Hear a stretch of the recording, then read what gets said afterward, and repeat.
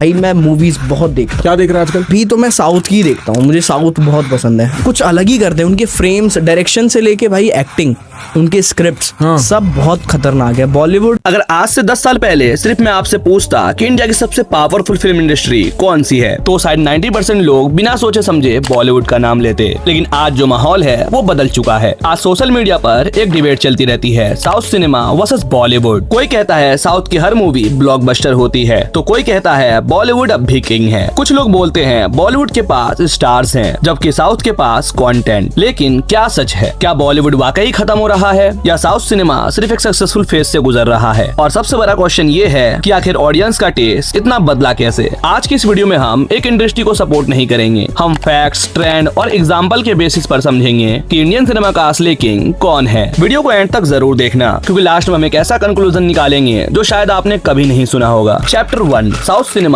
एक इंडस्ट्री नहीं है। देखो, और सबसे पहले एक बहुत बड़ा मिसकॉन्सेप्शन क्लियर कर लेते हैं। जब भी हम साउथ सिनेमा बोलते हैं तो लोग सोचते हैं कि एक इंडस्ट्री है, लेकिन जो रियलिटी है वो बिल्कुल अलग है। साउथ इंडिया में 4 मेजर फिल्म इंडस्ट्री हैं। तेलुगु सिनेमा, जिसे टॉलीवुड भी कहा जाता है, तमिल सिनेमा जिसका सेंटर चेन्नई है, कन्नड़ सिनेमा जहां से KGF और कांतारा जैसे प्रोजेक्ट आए, और मलयालम सिनेमा जो अपनी रियलिस्टिक स्टोरी टेलिंग के लिए दुनिया भर में फेमस है। इन चारों इंडस्ट्री का मूवी मेकिंग स्टाइल अलग है और ऑडियंस अलग है और स्टार्स भी अलग हैं। लेकिन जब कोई फिल्म पूरे इंडिया में रिलीज होती है तब लोग उसे सिंपली साउथ मूवी कह देते हैं। दूसरी तरफ बॉलीवुड सिर्फ हिंदी फिल्म इंडस्ट्री को रिप्रेजेंट करता है। यही वजह है कंपैरिजन करते वक्त कई बार लोग एक इंडस्ट्री की कंपैरिजन 4 इंडस्ट्री से कर देते हैं। इसलिए कंपैरिजन करते वक्त ये पॉइंट हमेशा याद रखना चाहिए। चैप्टर 2, एक वक्त था जब बॉलीवुड सबसे आगे था। देखो, 1990s और 2000 के दौरान बॉलीवुड का गोल्डन एरा माना जाता था। शाहरुख खान रोमांस के किंग थे, सलमान खान मास ऑडियंस के फेवरेट, आमिर खान परफेक्शन के लिए फेमस, ऋतिक रोशन अपनी डांसिंग और एक्शन के लिए जाने जाते थे, और अक्षय कुमार साल में कई हिट फिल्में देते थे। और भाई उस समय हिंदी सिनेमा सिर्फ इंडिया की ही नहीं बल्कि middle east, Europe, overseas market में बहुत ज्यादा पॉपुलर था। साउथ की फिल्में भी उस समय सक्सेसफुल होती थी, लेकिन उनकी जो पॉपुलैरिटी थी ज्यादा रीजनल लेवल तक सीमित थी। हिंदी ऑडियंस साउथ एक्टर्स को इतना नहीं जानती थी। हाँ, लेकिन उस समय टीवी चैनल्स पर डब मूवीज जरूर चलती थी, लेकिन उन्हें मेन सिनेमा का हिस्सा नहीं माना जाता था। और उस वक्त किसी ने सोचा नहीं था कि एक दिन साउथ सिनेमा पूरे इंडिया के बॉक्स ऑफिस को चैलेंज करेगा। लेकिन फिर सब कुछ बदलना शुरू हुआ। चैप्टर 3, इंटरनेट ने सब कुछ बदल दिया। भाई फिर मार्केट में स्मार्टफोन्स आए, यूट्यूब पॉपुलर हुआ, OTT प्लेटफॉर्म लॉन्च हुए और ऑडियंस के पास एक नया ऑप्शन आ गया। अब किसी को सिर्फ हिंदी मूवीज देखने की जरूरत नहीं थी। लोग तेलुगु, तमिल, कन्नड़ और मलयालम फिल्म्स भी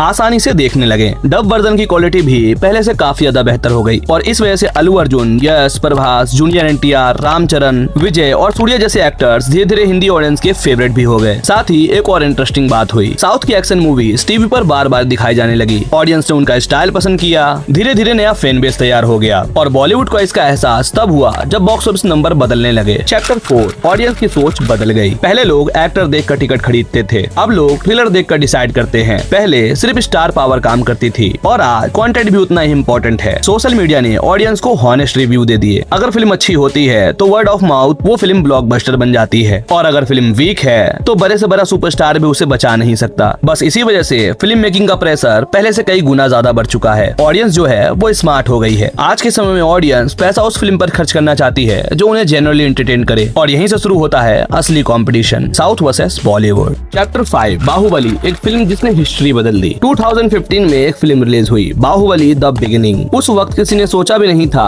कि एक तेलुगु फिल्म पूरे इंडिया में इतनी बड़ी सेंसेशन बन जाएगी। उस समय डायरेक्टर SS राजामौली ने सिर्फ एक मूवी नहीं बनाई बल्कि एक सिनेमैटिक एक्सपीरियंस क्रिएट कर दिया। Massive sets, grand VFX, background score और लार्जर देन लाइफ एक्शन ने ऑडियंस को इम्प्रेस कर दिया। लेकिन बाहुबली की सबसे बड़ी स्ट्रेंथ सिर्फ विजुअल्स नहीं थी बल्कि उसकी स्टोरी थी। फिल्म के एंड में एक ऐसा सवाल पूछा गया जो पूरे देश में वायरल हो गया, कटप्पा ने बाहुबली को क्यों मारा? ये सिर्फ एक डायलॉग नहीं था बल्कि इंडिया के बिगेस्ट मूवी क्लिफ हैंगर्स में से एक बन गया। 2 साल तक लोग सिर्फ इसी सवाल का जवाब ढूंढते रहे। चैप्टर 6, बाहुबली 2 ने रिकॉर्ड तोड़ दिए। 2017 में रिलीज हुई बाहुबली 2 द कंक्लूजन। फिल्म ने रिलीज होते ही बॉक्स ऑफिस पर नए रिकॉर्ड बना दिए। फिल्म के हिंदी वर्जन ने भी एक्स्ट्रा ऑर्डिनरी परफॉर्मेंस की, और फिल्म के सक्सेस ने एक बात प्रूव कर दी, अगर कंटेंट स्ट्रॉन्ग हो तो लैंग्वेज बैरियर मैटर नहीं करता। ऑडियंस सबटाइटल या डब्ड वर्जन देखने के लिए भी रेडी है। इसी फिल्म के बाद पैन इंडिया फिल्म शब्द पॉपुलर होना शुरू हुआ। हर प्रोड्यूसर और डायरेक्टर को लगा कि प्लानिंग अगर सही हो तो उनकी फिल्म सिर्फ रीजनल नहीं बल्कि नेशनल लेवल पे भी सक्सेसफुल हो सकती है।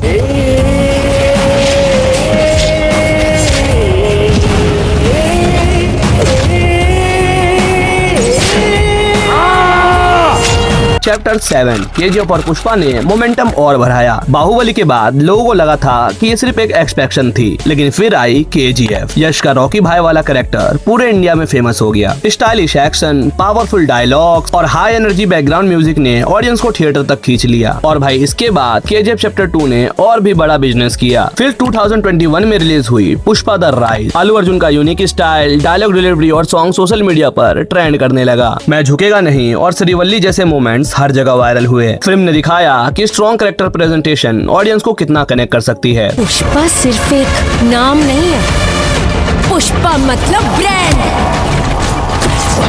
चैप्टर 8 आरआरआर ने इंडियन सिनेमा को ग्लोबल स्टेज पे पहुंचा दिया। 2022 में एस.एस. राजामौली फिर से एक बार आए और इस बार वो अपनी मूवी लाए आरआरआर। और आप लोग यकीन नहीं मानोगे, ये फिल्म सिर्फ इंडिया में ही नहीं बल्कि इंटरनेशनल लेवल पे भी काफी अप्रिशिएट की गई। एक्शन सीक्वेंस, इमोशनल मोमेंट्स और ग्रैंड स्केल की वजह से फिल्म को वर्ल्ड वाइड रिकॉग्निशन मिली। फिल्म का एक सॉन्ग था नाटू नाटू। इस सॉन्ग ने अकेडमी अवार्ड जीताकर इंडियन सिनेमा के लिए हिस्टोरिक अचीवमेंट हासिल कर दी। ये सिर्फ साउथ सिनेमा की जीत नहीं थी, ये पूरे इंडियन सिनेमा के लिए गर्व का पल था। If you look at him, he speeds up. Chapter 9 क्या सिर्फ स्केल ही सक्सेस का रीजन था? देखो यार, बहुत से लोग कहते हैं साउथ मूवी सिर्फ एक्शन और वीएफएक्स की वजह से चलती हैं, लेकिन ये पूरी तरह सही नहीं है। अगर सिर्फ बजट से फिल्म चलती तो हर एक्सपेंसिव फिल्म ब्लॉकबस्टर होती। रियलिटी ये है कि ऑडियंस को स्ट्रॉन्ग इमोशंस, मेमोरेबल कैरेक्टर और एंगेजिंग स्टोरी टेलिंग चाहिए। बाहुबली हो, केजीएफ हो, पुष्पा हो या फिर आरआरआर, हर फिल्म ने ऑडियंस को किसी न किसी इमोशनल लेवल पर कनेक्ट किया। इसी वजह से लोग इस फिल्म को बार बार देखने गए और यहीं से बॉलीवुड पर प्रेशर बनना शुरू हुआ। अब ऑडियंस सिर्फ बड़े स्टार्स नहीं बल्कि बड़ी और एंगेजिंग स्टोरीज की डिमांड करने लगी। चैप्टर 10 क्या बॉलीवुड सच में क्राइसिस में था? जब बाहुबली, केजीएफ, पुष्पा और आरआरआर जैसी फिल्में बॉक्स ऑफिस पर धमाका कर रही थी, तो उसी दौरान बॉलीवुड की कई बड़ी फिल्में बॉक्स ऑफिस पर पिट रही थी। सोशल मीडिया पर एक नैरेटिव बन गया कि बॉलीवुड खत्म हो गया है, लेकिन क्या ये सच था? तो आंसर है पूरी तरह नहीं। हर फिल्म इंडस्ट्री में अप्स डाउन आते हैं और बॉलीवुड भी उसी फेज से गुजर रहा था। पैंडेमिक के बाद ऑडियंस की जो व्यूइंग हैबिट्स थी वो बदल चुकी थी। लोग घर पर ओटीटी पर कंटेंट देखने के आदत डाल चुके थे। अब थिएटर तक वही फिल्में जा पाती थी जो उन्हें कुछ अलग या फिर एक्साइटिंग लगे। चैप्टर 11 ऑडियंस का टेस्ट बदल चुका था। एक वक्त था जब सिर्फ किसी बड़े सुपरस्टार का नाम ही फिल्म को ओपनिंग दिलाने के लिए काफी होता था, लेकिन अब जो ऑडियंस है वो ट्रेलर, रिव्यूज और वर्ड ऑफ माउथ का वेट करने लगी है। अगर कंटेंट स्ट्रॉन्ग हो तो छोटी फिल्म भी सरप्राइज बन सकती है, और अगर कंटेंट वीक हो तो बड़े बजट और बड़े स्टार्स की फिल्म भी बॉक्स ऑफिस पर स्ट्रगल कर सकती है। और भाई इसी बदलाव ने फिल्म मेकर्स के सोच को भी बदलने पर मजबूर कर दिया। अब सिर्फ ग्लैमर और सॉन्ग से काम चलाना मुश्किल हो गया था। ऑडियंस को एंगेजिंग स्टोरी, बिलीव, इमोशंस और एंटरटेनमेंट का बैलेंस चाहिए था। चैप्टर 12 बॉलीवुड ने भी स्ट्रॉन्ग कमबैक किया। ये कहना गलत होगा कि सिर्फ बॉलीवुड फ्लॉप दे रहा था। 2023 और उसके बाद बॉलीवुड ने कई हिट्स दी, वो छोटी मोटी हिट्स नहीं, बहुत बड़ी हिट्स। पठान ने शाहरुख खान की धमाकेदार कमबैक को सेलिब्रेट किया और थिएटर में ऑडियंस की भीड़ वापस ला दी। इसके बाद जवान ने मास एक्शन और एंटरटेनमेंट के दम पर शानदार बिजनेस किया। एनिमल मूवी ने अपनी इंटेंस स्टोरी टेलिंग और परफॉर्मेंस की वजह से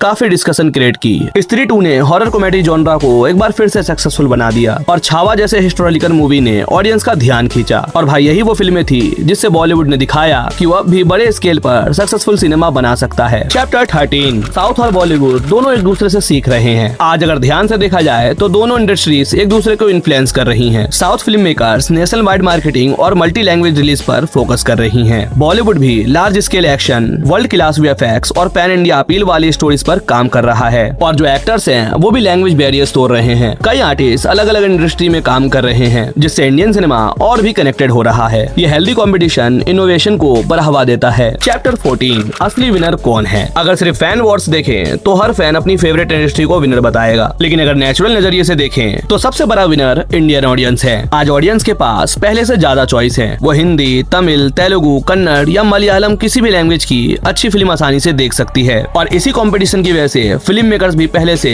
बेटर कंटेंट बनाने की कोशिश कर रही है। और जब कंपटीशन क्वालिटी को इम्प्रूव करे तो उसका फायदा सबसे ज्यादा ऑडियंस को मिलता है। चैप्टर 15 क्या कंपैरिजन जरूरी है? देखो यार, आज सबसे इंटरेस्टिंग बात यही है कि आज साउथ और बॉलीवुड की बाउंड्रीज धीरे धीरे कम हो रही हैं। आज जो एक्टर्स हैं वो अलग अलग इंडस्ट्री में काम कर रहे हैं। मल्टी लैंग्वेज में मूवी रिलीज होना कॉमन हो चुका है और आज जो ऑडियंस है वो सब टाइटल और डब वर्जन को आसानी से देख रही है। इसलिए शायद फ्यूचर फ्यूचर में साउथ वर्सेस बॉलीवुड से ज्यादा इंपॉर्टेंट होगा Indian cinema versus world cinema. और अगर क्वालिटी इसी तरह इंप्रूव होती रही तो इंडियन फिल्म्स की ग्लोबल रीच और भी बढ़ सकती है। चैप्टर 16 बॉक्स ऑफिस, क्या कलेक्शन ही सब कुछ है? अब बात करते हैं सबसे बड़ा controversial topic, box office collection. आजकल किसी भी फिल्म का सक्सेस का पहला स्केल उसका कलेक्शन माना जाता है। अगर फिल्म 500,000 करोड़ के क्लब में शामिल हो जाए तो उसे ब्लॉकबस्टर कह दिया जाता है। लेकिन क्या सिर्फ कलेक्शन ही किसी फिल्म का क्वालिटी डिसाइड करता है? तो यार जवाब है नहीं। देखो, बॉक्स ऑफिस ये बताता है कि कितने लोग फिल्म देखने आए, लेकिन ये जरूरी नहीं कि हर हाईएस्ट ग्रोसिंग फिल्म सबको इक्वली पसंद आई हो। इसी तरह कई critically appreciated films commercial level पर उतनी बड़ी हिट नहीं बन पाती। साउथ सिनेमा और बॉलीवुड ने दोनों ने बहुत ब्लॉकबस्टर दी हैं और अंडर परफॉर्मिंग फिल्म्स भी। इसलिए सिर्फ नंबर देखकर किसी इंडस्ट्री को विनर डिक्लेयर करना फेयर नहीं होगा। चैप्टर 17 फैन वॉर्स, रियलिटी क्या है? देखो यार, सोशल मीडिया पर अक्सर फैन वॉर्स देखने को मिलता है। एक तरफ बॉलीवुड फैंस होते हैं तो दूसरी तरफ साउथ सिनेमा के सपोर्टर्स। हर ब्लॉकबस्टर के बाद कंपैरिजन शुरू हो जाता है। लेकिन एक असली सच ये भी है, ये डिबेट ज्यादातर ऑनलाइन होती है। ग्राउंड रियलिटी में ऑडियंस अच्छी फिल्म देखना चाहती है। अगर बॉलीवुड एंटरटेनिंग फिल्म बनाता है तो लोग उसे सपोर्ट करते हैं। अगर साउथ सिनेमा पावरफुल फिल्म लेकर आता है तो ऑडियंस उसे सपोर्ट करती है। इसलिए असली कंपटीशन लैंग्वेज का नहीं, क्वालिटी का है। चैप्टर 18 फ्यूचर किसका है? अब सबसे बड़ा सवाल, आने वाले 5-10 सालों में क्या होगा? एक्सपर्ट का मानना है इंडियन सिनेमा और भी ज्यादा कनेक्टेड होगा। पैन इंडिया रिलीजेस कॉमन हो जाएंगी और जो एक्टर्स हैं वो अलग अलग इंडस्ट्री में काम करेंगे। बिग बजट कोलैबोरेशंस बढ़ेंगे, टेक्नोलॉजी, VFX और स्टोरी टेलिंग में इंप्रूवमेंट देखने को मिलेगा। और सबसे इम्पोर्टेंट बात, ऑडियंस पहले से ज्यादा स्मार्ट हो चुकी है। अब सिर्फ स्टार पावर से काम नहीं चलेगा, कंटेंट ही असली किंग रहेगा। जो इंडस्ट्री ऑडियंस को बेटर स्टोरीज देंगी वही फ्यूचर में लीड करेंगी। Final verdict, south versus Bollywood, कौन जीत रहा है? तो यार इतनी डिस्कशन के बाद आखिर फाइनल आंसर क्या है? अगर हम रिसेंट मोमेंटम देखें तो साउथ सिनेमा ने पैन इंडिया लेवल पर बहुत स्ट्रॉन्ग इम्पैक्ट क्रिएट किया है। Example Baahubali, KGF, Pushpa, RRR, Kantara और कल्कि 2898 AD जैसी फिल्म्स ने नेशनल वाइड ऑडियंस अट्रैक्ट किया है। लेकिन इसका ये मतलब नहीं होगा कि बॉलीवुड रेस से बाहर हो गया। पठान, जवान, एनिमल, स्त्री 2, छावा और धुरंधर जैसी फिल्मों ने ये साबित कर दिया कि बॉलीवुड अब भी सक्सेसफुल और एंटरटेनिंग फिल्म्स दे सकता है। इसलिए सच्चाई ये है, आज साउथ वर्सेस बॉलीवुड की जगह इंडियन सिनेमा ज्यादा इंपॉर्टेंट हो चुका है। जब एक अच्छी इंडियन फिल्म दुनिया भर में अप्रिशिएट होती है तो उसकी जीत सिर्फ एक इंडस्ट्री की नहीं बल्कि पूरे इंडियन सिनेमा की होती है। कंपटीशन जरूर है, लेकिन इसी कंपटीशन की वजह से ऑडियंस को पहले से ज्यादा फिल्म्स मिल रही हैं और शायद वही सबसे बड़ी जीत है। आप लोगों के हिसाब से इस वक्त कौन आगे है, साउथ सिनेमा या बॉलीवुड? लेकिन सबसे इंपॉर्टेंट बात यह है, आखिर क्यों? अपना ओपिनियन कमेंट बॉक्स में जरूर बताना। मैं हर इंटरेस्टिंग कमेंट जरूर पढ़ता हूँ। देखो, अगर आपको ये डिटेल वीडियो पसंद आया हो तो इस वीडियो को लाइक करना, अपने दोस्तों के साथ शेयर करना और इस मूवीज स्टेशन चैनल को सब्सक्राइब कर लेना।